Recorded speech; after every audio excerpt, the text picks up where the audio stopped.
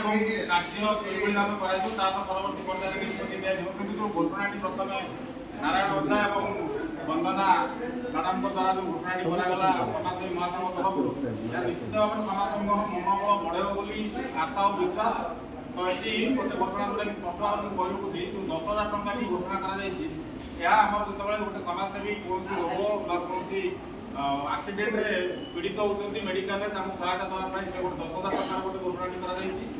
ଏବଂ ପରବର୍ତ୍ତୀ ପର୍ଯ୍ୟାୟରେ ଆଉ ଗୋଟେ ରହିଛି 50,000 ଟଙ୍କାର ଘୋଷଣା, ଯେଉଁଟାକି ଆପଣ ଦେଖିଥିବେ ପ୍ରାୟତଃ ବହୁତ ଗରିବ ଲୋକ ଅଛନ୍ତି ଯେଉଁମାନେ କି ସମାଜସେବାକୁ ବ୍ରତ କରି ରହିଛନ୍ତି ଏବଂ ତାଙ୍କ ପରିବାରରେ ଦେଖିଥିବେ ଯେ ଶୁଦ୍ଧିକ୍ରିୟା କରିବା ପାଇଁ ମଧ୍ୟ ବହୁତ ଅସୁବିଧା ହେଉଛି। ତ ସେଥିପାଇଁ ଗୋଟେ 50,000 ଟଙ୍କାର ଲୋକକାଳୀନ ସହାୟତା ଗୋଟେ ସମାଜସେବୀ ଘୋଷଣା କରାଯାଇଛି ଏବଂ ଏହାର କାର୍ଯ୍ୟକାରିତା ଉପରେ ପରବର୍ତ୍ତୀ ପର୍ଯ୍ୟାୟରେ ଘୋଷଣା କରାଯିବ। କିନ୍ତୁ ଯେଉଁ ପ୍ରୟାସଟି ଆରମ୍ଭ ହେଇଛି ଆଜି ମହାସଂଘ ତରଫରୁ ଏହା ନିଶ୍ଚିତ ଭାବରେ ସଫଳ ହେବ ଏବଂ ଆପଣମାନଙ୍କର ସହଯୋଗ ନିହାତି ଆବଶ୍ୟକ।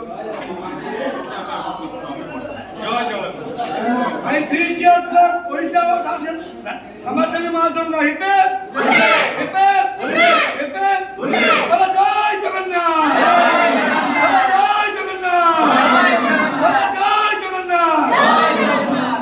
ଆଚ୍ଛା ସୌମ୍ୟ